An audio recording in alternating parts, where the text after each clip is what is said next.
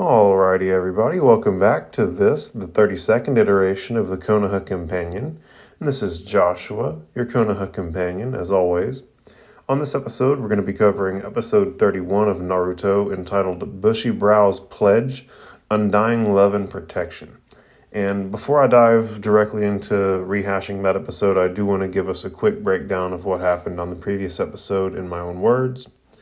And so, to make a long story really quick, the imposter ninja has cornered Sasuke into a fight, and Sasuke decides that he has to have the courage to face this demon in order to face his brother, right?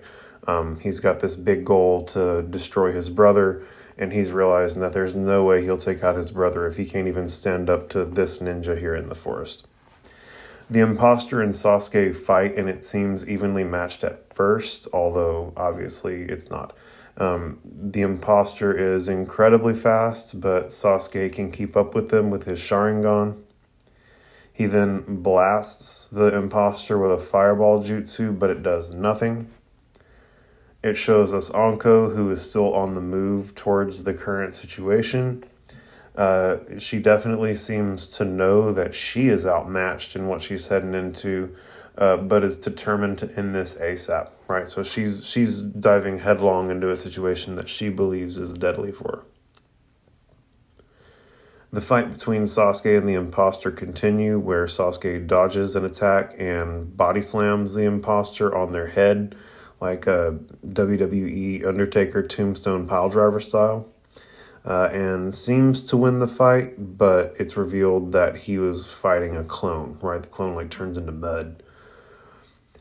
The imposter attacks from Sasuke's blind spot, and he throws a bunch of thrown ninja weapons at him. Sasuke dodges this and falls from the trees, saving himself using his wire strings to grab a branch and Spider-Man swing to another branch where the imposter is waiting for him with a big right hand. The imposter hits Sasuke with an ultra combo that sets him on his ass. As the imposter talks shit, it's revealed that Sasuke planted several small bombs on the imposter's garment, which blow up just in time for Sasuke to launch his own counterattack. Sasuke manages to tie the imposter to a tree with his wire strings, with the imposter tied down. He hits him with an attack that the imposter actually refers to as a Sharingan windmill triple attack.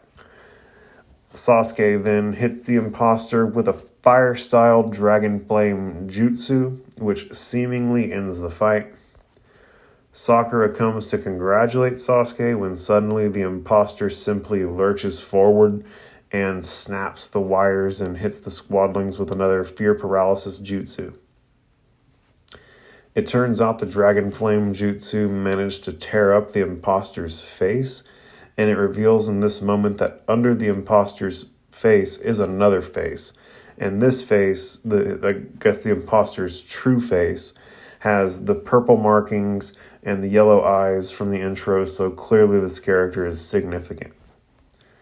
As the imposter talks to Sasuke, who's now paralyzed, their voice changes from the feminine voice of the grass ninja, who they were impersonating, to that of their own, which is male. It's kind of deep. It's very slithery and snake-like. It's scary as shit. The imposter also reveals their headband is actually a hidden sound headband, so we now know this ninja's apparent affiliations. The imposter then tells Sasuke that he's definitely Itachi's brother and that his eyes are maybe even sharper than his brother's. Sasuke demands to know what is going on, and the imposter reveals themselves as Orochimaru, which is a huge moment. This is one of the big bads. He's the eyes that are looking over the squadlings in the intro, right? So he's gonna be of significance, at least assumedly moving forward.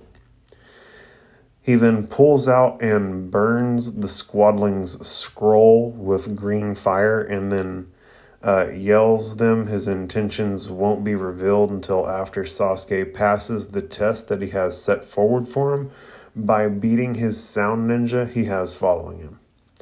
Orochimaru then, his neck, elongates and stretches and leaps over to Sasuke and bites him on the neck and gives him what is later revealed to be a curse mark, which causes Sasuke crippling pain.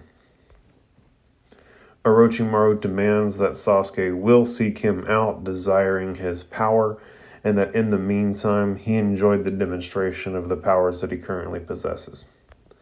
Sasuke winds up passing out from the pain of the curse mark, and Sakura panics, calling out for Naruto. In this moment, several crows squawk and fly off, startling Sakura. This may in fact be significant, remember the crows. Orochimaru emerges out of a tree some distance away, and then he melts most of his body back into the trunk of the tree. Anko then rolls up on Orochimaru, and they clearly have history. Anko refers to Orochimaru as an S-class criminal who's on the top of the most wanted list. And at this point, Orochimaru reveals that he was Anko's old sensei.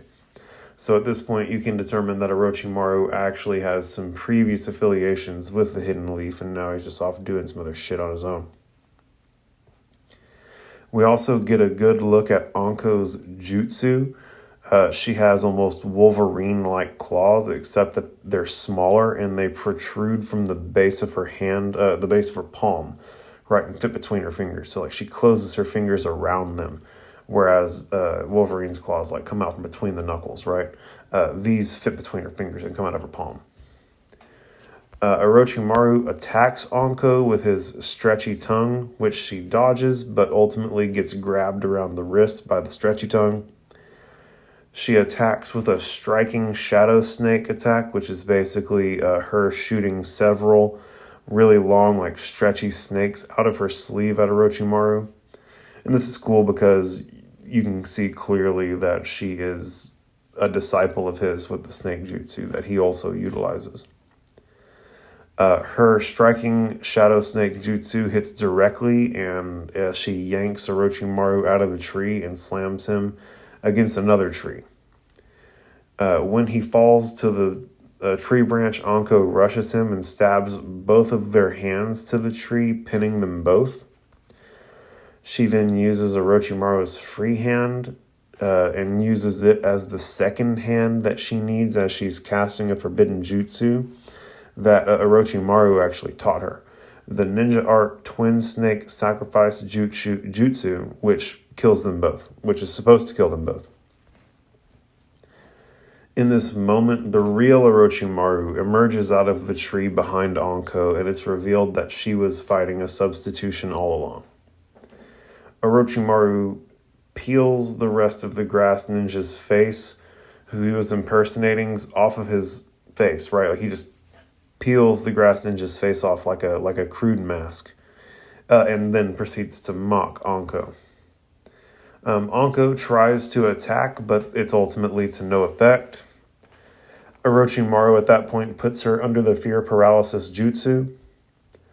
Anko asks if Orochimaru is here to kill the Hokage, and he laughs and responds, "No, not yet. I don't have quite enough followers to attempt that, but I've heard such good things about this village, I thought I might want to make it mine."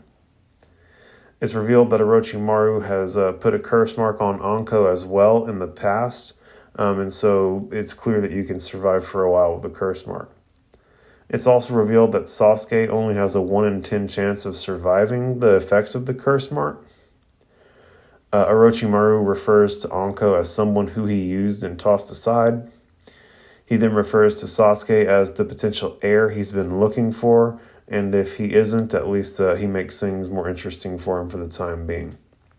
He also threatens that if Anko or anyone else gets in the way of his fun or stops the exams early, it'll mean the end of the Hidden Leaf village entirely. He then disappears into thin air. At this point, it shows us Team Guy, who decides to strike while the other teams call it a night. Shout out to the password. They fan out, and that's the last we see of them for a while. Anko mends her wounds and gets cornered by several humongous tigers in the Forest of Death. The Anbu Black Ops save the day, and they together decide for Anko to continue to the tower, and to continue the tuning exams, and for them to send for Lord Third to meet Anko in the tower where she'll be able to explain everything in detail. Sakura continues to watch over Naruto and Sasuke while they're unconscious, and it's revealed that Team Sound is watching them from the darkness. Their target is Sasuke, but they're okay with killing the other guys if they get in the way. Sakura wakes up and it's morning and all is peaceful for the time being, and the episode ends. Right, so that's the previous episode in a nutshell. This episode starts up, and again, it starts a little ways back, so there'll be a little bit of overlap here between their rehashing and my rehashing, but it won't be more than a couple minutes. So this episode effectively starts, right, and Orochimaru is approaching a paralyzed Anko. And Anko asks him, "Why are you here?" And Orochimaru responds, "I'm disappointed. I expected a friendlier reception after all this time." Anko then shakily says, "Don't tell me you've come here to assassinate Lord Hokage." To which Orochimaru responds, "No, not yet. I don't have quite enough followers to attempt that. But I've heard such good things about this village, I thought I might want to make it mine." Anko groans in pain and drops to her knees, holding onto her neck, right where her curse mark is. Orochimaru remarks, "Oh, is it the mark?" And he pulls her shirt back and it shows the curse mark. And he continues, "I put that same curse mark on a young man just a little while ago. A very promising prospect," as he squats down to get on Anko's level. Anko angrily demands, "You haven't changed, I see. He will die before he serves you." And Orochimaru smugly agrees, remarking, "Very possibly. I'd say the odds are 1 in 10 against him. But this kid may survive, as you did." Anko remarks, "It sounds like you want him bad, huh?" And Orochimaru reaches out and touches Anko's face, taunting, "Aw, jealous, is that it? You can't forgive me, can you?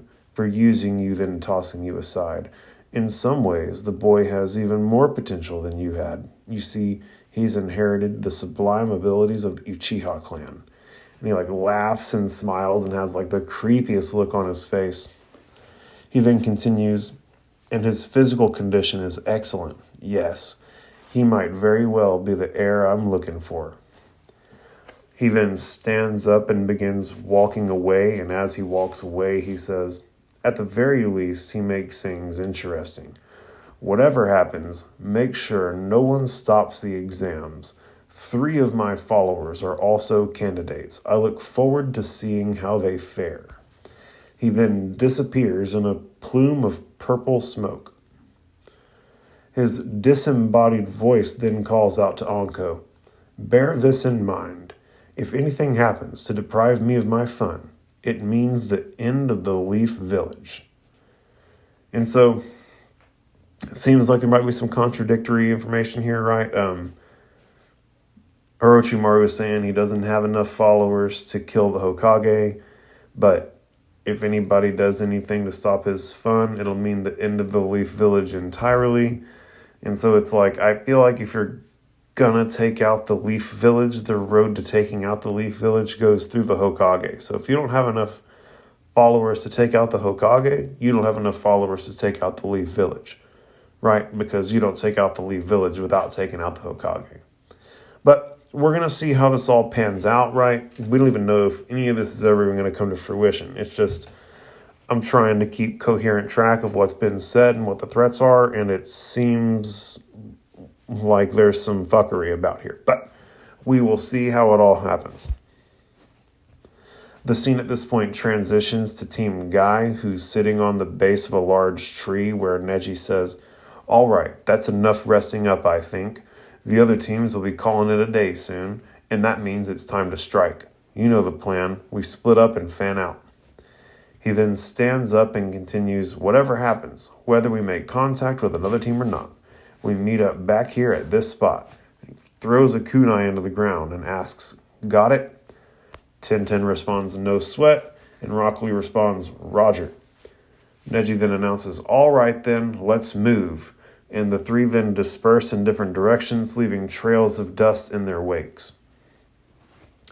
And I do love that, Neji, as kind of what would appear to be the de facto team captain, has basically instructed his team to wait to strike until the other enemies are asleep, and their weapons are forgotten in the night, which is like exactly what the password was for our squadlings. So Might Guy and Kakashi have their teams on point, or at least being trained up to have a similar disposition when it comes right down to it. It shows us Rock Lee, who is leaping from limb to limb rapidly when it zooms in on his face and the title slide comes in. And Rock Lee actually gets to read this title slide, and Rock Lee reads, "Bushy Brow's Pledge, Undying Love and Protection." The scene then transitions to Sakura, who's watching over Naruto and Sasuke, who are both still unconscious.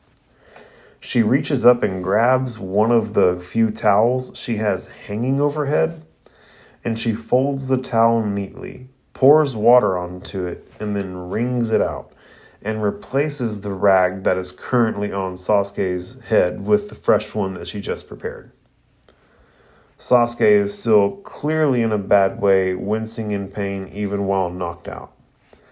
Which, shout out Sakura.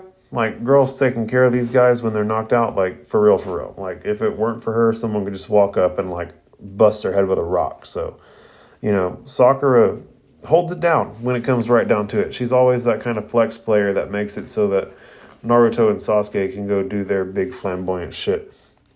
But, she's been up all night, right? And she starts to doze off again, but shakes herself awake, thinking, I can't fall asleep. I have to protect these two. But she simply can't help it and dozes off while sitting upright. As she snoozes, Naruto wakes up and has a big stretch and yawn. He then remarks, "Oh wow, I slept really great." Sakura wakes up and happily calls out to Naruto. Sasuke then wakes up and she calls out for him as well. Sasuke wakes up and she calls out for him again. Sasuke pulls the towel off of his head and asks, "Did you take care of us this whole time?" Naruto chimes in enthusiastically, "Thanks, Sakura. We're all better because of you." And Sakura is like nearly overwhelmed with emotion, right? She starts to tear up, but holds it together and remarks, "I'm glad you're both okay." When suddenly something catches her eye from behind the guys, and when we get a closer look, it's Orochimaru.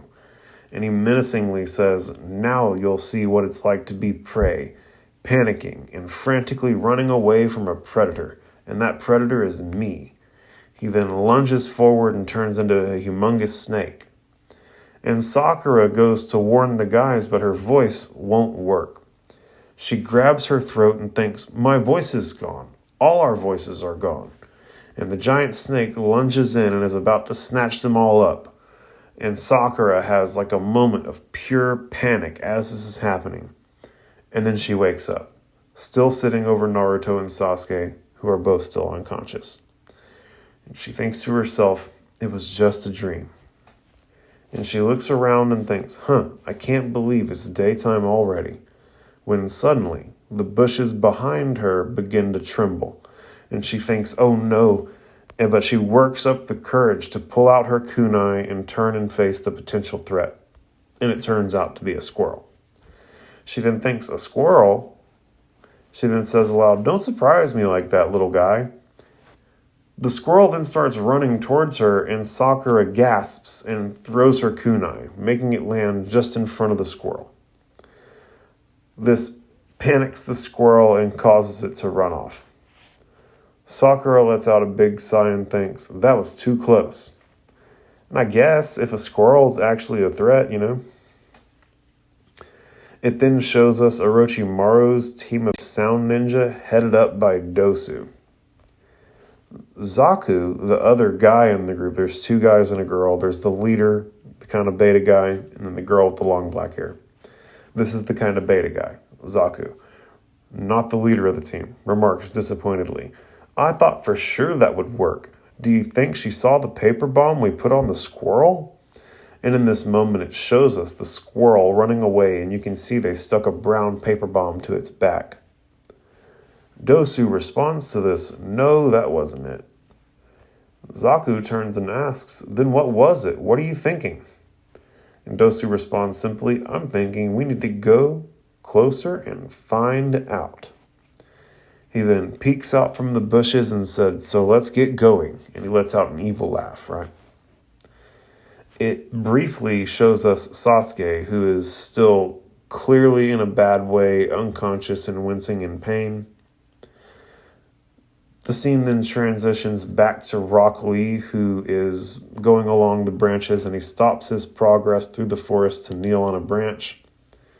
He hears a rustling below him, and it's revealed to be leaves that were knocked free from the tree by the force of Lee landing on the branch. Lee then clenches his fist and issues himself a challenge with a gleam in his eye. He thinks to himself, "All right, if I can catch all 20 of these leaves before they hit the ground, then Sakura will fall in love with me." And he literally blushes just at the thought of this. "But if I cannot, then she will never return my feelings. That is the challenge I'm going to give myself." The beat drops and Lee remembers the time Sakura said, "Those eyebrows are so bushy, you're such a weirdo." He then tears up and thinks to himself, "I can't believe she said that. I'll show her I'm worthy." And his eyes fill up with fire as he leaps into action, and he catches almost all the leaves, but as he catches the 19th leaf, he lands on his back on a limb, straight backbreaker style.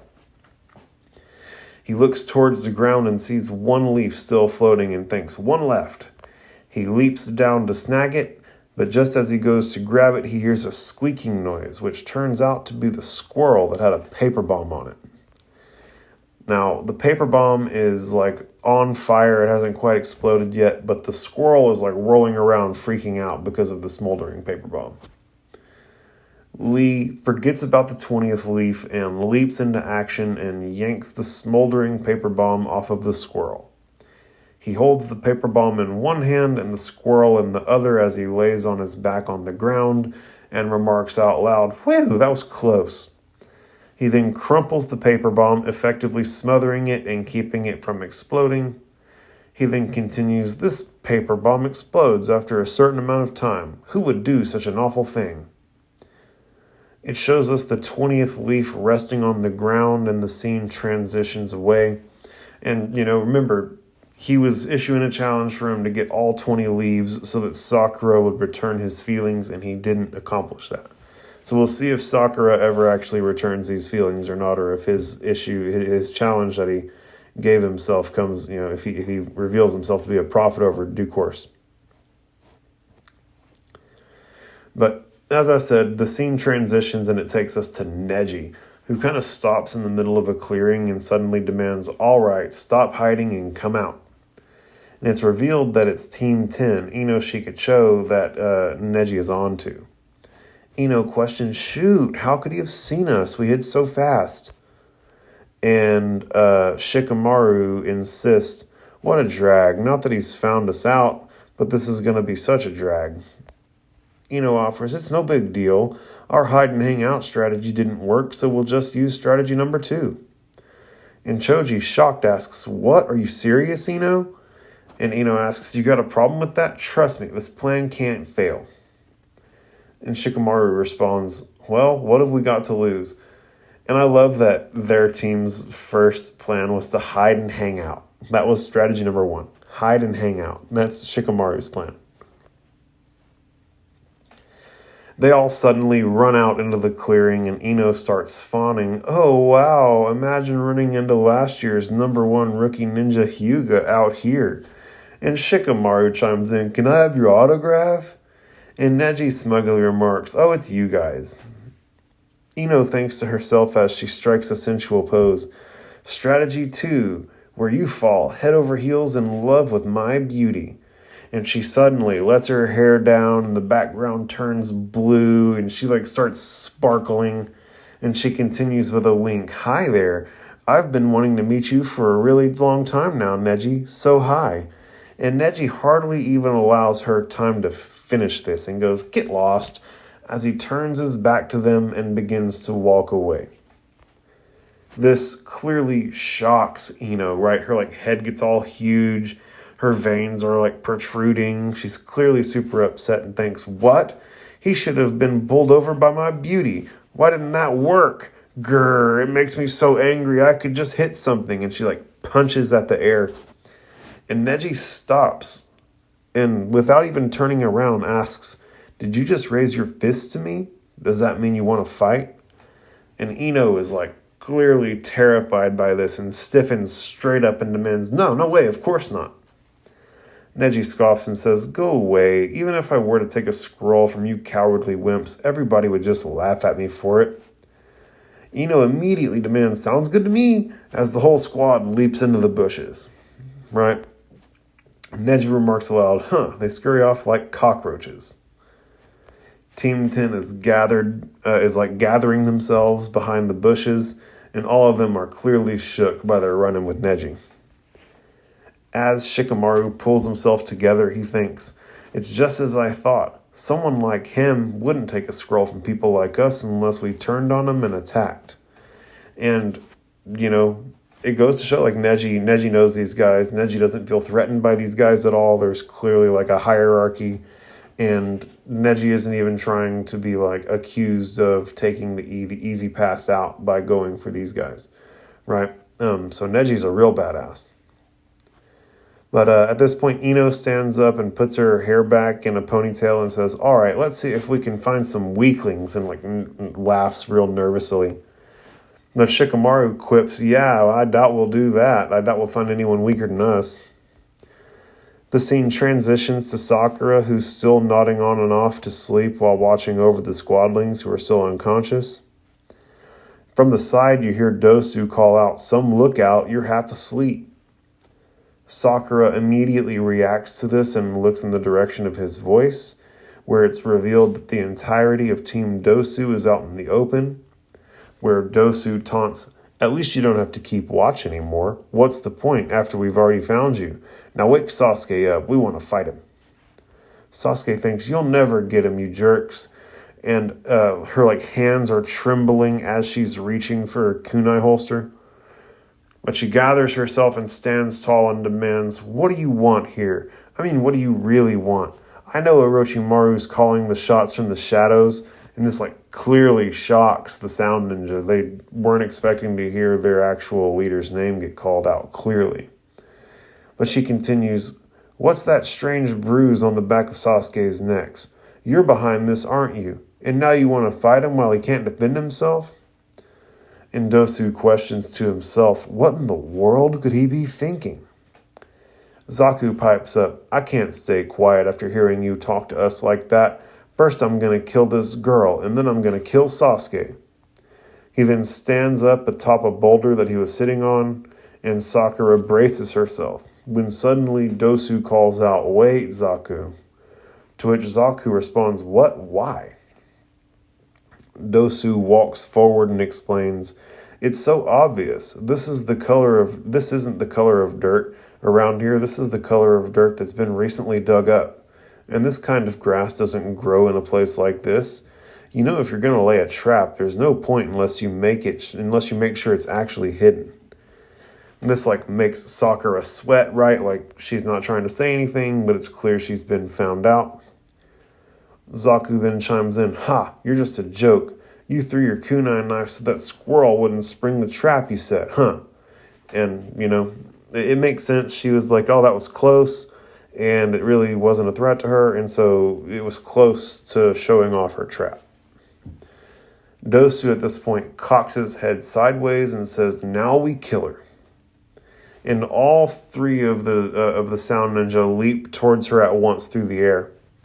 And as they're flying through the air, Sakura smirks and lets out a small chuckle, and she cuts a rope with her kunai, springing her second actual trap. And a giant log comes swinging in, and Zoku even exclaims out loud, a log! Dosu remarks, you also laid a trap above, look out!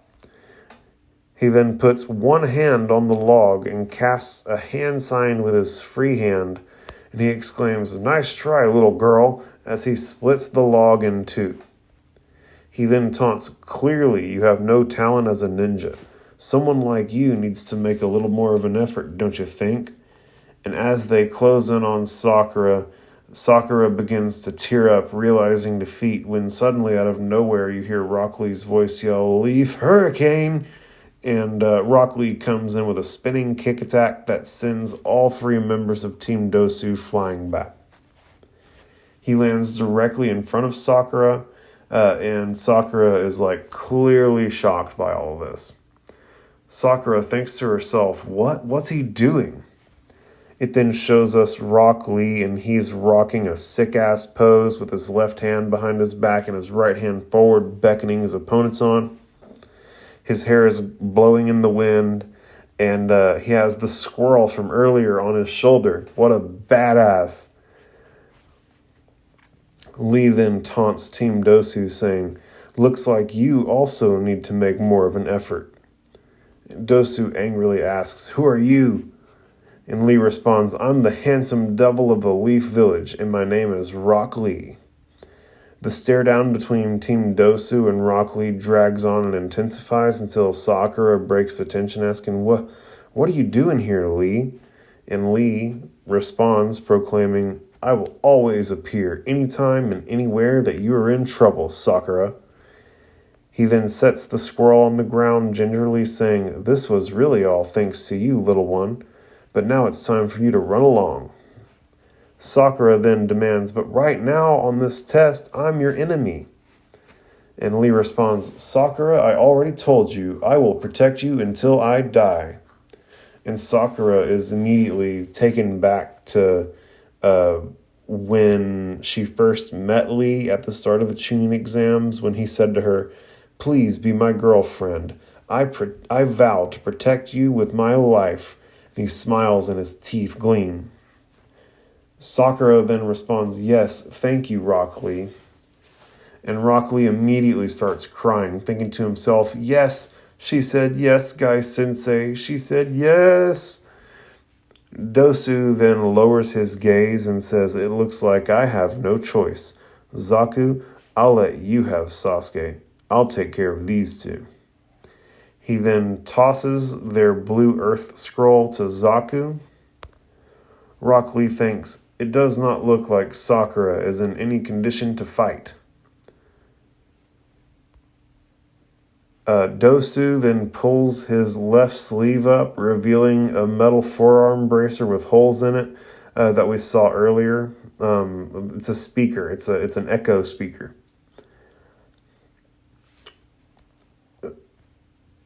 He then thinks to himself, "That guy with the bushy eyebrows is pretty good at taijutsu. Looks like I get to have some fun." And he comes rushing forward. Sakura throws her kunai to slow him down, which works a little. Lee then punches into the ground and yanks a giant root out of the ground and uses it to shield himself from Dosu's attack. As he does this, he remarks, "I am positive that there is some kind of trick to your attack. Therefore, I will not waste my time trying to dodge it. After all, I've seen your jutsu before." Sakura is clearly amazed by Rock Lee's badassness, and she sees this transpiring and thinks, "Wow, he's tough." Lee then thinks, "Of course, having said that, my odds are still not good since it is 3 against 1. I have to take a chance." The scene zooms in on Lee's intense gaze as he thinks, "One at a time, I will attack each of them with all of my might." And the scene then transitions to Squad 10 Ino Shikacho. Choji is up on a tree branch, chomping on some chips like you'd expect. From below you hear Ino suddenly exclaim, "Oh man, there doesn't seem to be anyone around who's weaker than us." Shikamaru then butts in, "Not so fast. I still think Naruto's team might actually be weaker than ours." Ino gets upset and demands, "Take that back right now, you jerk." And Shikamaru is clearly confused by this and asks, "What do you mean?" To which Ino responds, "There's no doubt Naruto and Sakura are lame, but I won't have you bad-mouthing Sasuke. He's awesome." Shikamaru crosses his arms and offers, yeah, whatever. Maybe your precious Sasuke is better in theory than in practice. Ino clearly hates this and gives him a nasty glare. And Shikamaru kind of and says, alright, I apologize if I upset you. He then gives her the side eye from hell and thinks to himself, what a drag. I say one negative thing about Sasuke and I get the evil eye from his #1 fan here. Ino then triumphantly demands, there's no way that Sasuke could lose a battle. Ha! But Sakura's a different matter. When suddenly, Choji, who's still happily chomping away on his snacks, stops for a second and takes a harder look at something, and he hollers down to the rest of his squad mates, hey, Sasuke has collapsed. Ino and Shikamaru both, effectively ask, what, huh? They need some type of affirmation because they're confused. Choji then adds, and Sakura is fighting. Ino then questions, what did you say? Ino and Shikamaru both leap onto the tree branch with Choji to take a harder look for themselves. Ino sees what is transpiring, gasps, and the scene transitions to Neji and Tenten meeting at the kunai in the ground per their agreement. Tenten remarks aloud, he's late, and he's never late. Lee is, fanatical about being on time. Maybe he ran into the enemy? You think? And Neji kind of laughs and remarks, no, I'm sure he's all right, but still, we better go find him. Tenten responds, right, and they take off into the forest. As they're moving about, Neji has a flashback to Rock Lee in training, who yanks 2 huge logs out of the ground, and he's yelling with excitement, I did it, I finally mastered a jutsu. And Guy Sensei demands, enough resting. You're wasting your precious gift of youth. Neji and Tenten are off to the side panting with exhaustion while Lee is still jumping around full of gas. Guy Sensei thinks, this jutsu, in the end, only Lee can make it his own. Lee, still pacing back and forth with excitement, is remarking aloud, I did it, I finally did it. After all this practice, I finally pulled it off. If I just try hard enough, I can really do anything. Wow, I really did it, haha. And Guy Sensei, while he's doing this, is just trying repeatedly to get his attention by calling out his name until he finally gets fed up with it and yells, quiet! And he punches Lee in the face, knocking him to the ground. Guy then demands, now listen to your sensei's awesome message. Rock Lee turns towards him, crying, saying, yes, I'm ready to hear your amazing wisdom, sir. Guy then announces, this new jutsu, the Lotus technique, is now forbidden. This shocks everyone and causes Lee to run up to Guy Sensei asking, what do you mean, why? Guy Sensei then responds, this jutsu, it puts a huge strain on your body's muscles. It's a self-sacrificing technique. Normally, humans only use at most 20% of their muscle strength. Do you understand only about 20%? If all the power were to be used, the muscles would disintegrate. So the brain regulates the amount of power the muscles can exert. But this jutsu is different. It uses chakra, which forces the brain to go past its limits, allowing for continuous high-speed taijutsu. In other words, this jutsu relies on a secret technique that brings forth power almost to the limits of the human body. So you see, it's very dangerous. There is one time when this jutsu should be used, when a particular condition is met. And Lee straightens up and salutes his sensei and remarks, yes, I see. What is the condition, sir? And Guy Sensei proclaims, are you ready? You all need to take this to heart. The condition is... And in that moment, we transition back to Neji, who's running along the tree branches, who's thinking the condition is... And then we're taken back to Rock Lee, who is unwrapping his hand and forearm bindings. As he does this, he thinks, Guy Sensei, I have to use the lotus now. The condition has been met. I must use the jutsu. As he thinks this, Dosu comes rushing in and attacks Rock Lee. and he casts a hand sign. And as he does this, Rock Lee yells out loud, "To protect the life of someone precious." And as he says this, Guy's Sensei voice plays over the top. Like you can hear Guy's Sensei's voice channeling through Rock Lee. Lee then dodges Dosu so fast that Dosu remarks aloud, "He disappeared." And as suddenly as he disappeared, he reappears underneath Dosu and kicks him straight up into the air. Lee then leaps into the air and is cruising behind Dosu as they fly through the air. And Lee yells, "Not yet!" And his arm wraps then wrap themselves around Dosu, and Lee wraps him up from behind, like wraps his arms and legs around him from behind, as they head towards the ground. Zaku, seeing this transpiring, yells, "Oh no, Dosu, there's no way he can break his fall," and he begins casting hand signs. Lee yells as him and Dosu fall faster and begin to rapidly twirl, "Take this, primary lotus." And just as they're hitting the ground, Zaku casts his hand signs and slams his fists into the ground. From his fists, 2 mound trails go from where he's standing to where Lee and Dosu are landing. And like Lee, Dosu, and the trails heading there from Zaku all meet up at once. And when it all hits, there's like this huge dust up, right? And as the dust clears, it's revealed that Dosu is sticking out of the ground, face down in the ground, but clearly in a mound of softer dirt that Zaku made with his jutsu. And as Rock Lee is flying through the air away from the area of impact, he thinks, "Ugh, what is this feeling?" Zaku then smirks and remarks, "Ha, got you just in time. The impact could have been much worse for you."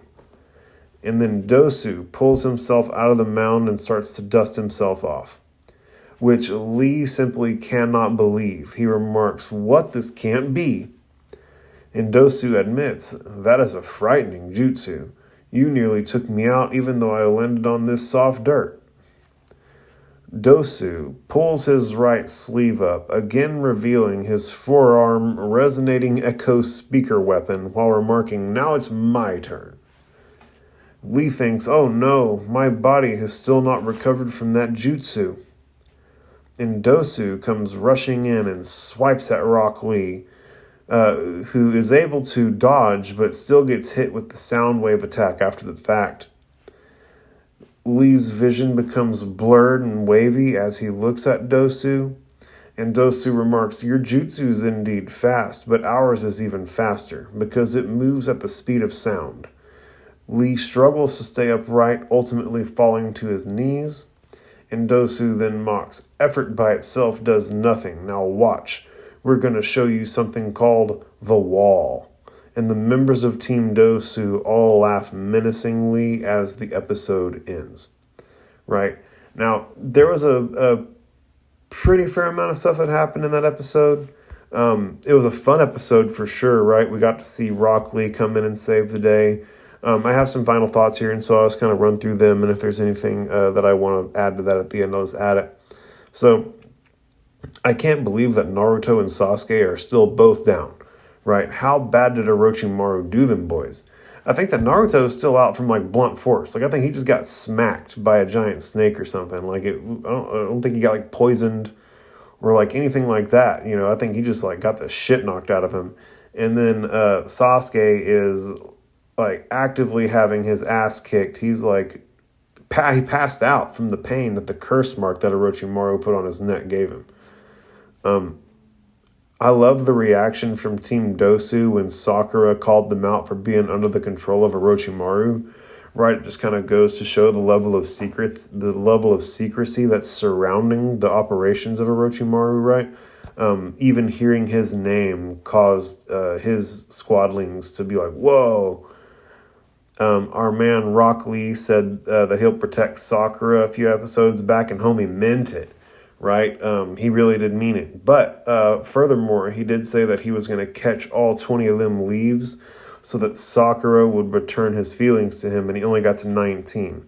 So we'll see how that winds up panning out if Sakura ever reciprocates the love that Lee has for her. But what I think is also cool is that, like, Lee saw, like, a forest animal in trouble and was like, oh, fuck what I have going on. Let me go help this forest animal, right? And then whenever he came in and saved the day, he still had the forest animal on his shoulder, right? Like, he's, like, clearly, like, a sweet, peaceful guy, which is cool. I love that he rolled up on the entire team solo style and literally sent them all packing so quick, which now Dosu's kind of got him where he wants him. We'll see how it pans out. Zaku did really great for Team Dosu by saving Dosu's from Lee's primary Lotus attack. Be interesting to see what that jutsu's called, like soft mound of dirt jutsu, or just like really convenient plot armor jutsu. You know, like what jutsu do you cast that makes you create like a soft pile of dirt? You know, like, is it literally just like a brace for impact jutsu that you have for your friends? Is that like a thing? But either way, you know, he saved the day for his teammate because Rock Lee was going to break his spine. Which he hit him with the primary Lotus, right? A kick into the air followed by a twisting pile driver. Which, this is a badass attack. Like, he literally moves so quick that Dosu thought he vanished, and then he like hit him with that sweet chin music straight into the air, and then hit him with the pile driver move. Like, it's hard to beat. If it hadn't been for Zaku laying around, that'd have been the end of Dosu's story. I wonder how bad Team Dosu is going to get wrecked when the rest of Team Guy shows up, and the Squadlings wake up, and Squad 10 comes to help. Like, I know that these teams are all supposed to be like independent, like, you know, a Leaf Village team could run into a Leaf Village team and they have to fight one another to get their scrolls. But, like, right now, this just feels like straight up gang. You know, it's like Leaf Village versus everybody. I mean, and, you know, it's crazy because these kids don't realize that they're fighting these, like, badass dudes who are, like, plants from them. It's all this, like, wild conspiracy thing that's happening, right? They just think they're, like, dealing with, like, a typical group of Guinea.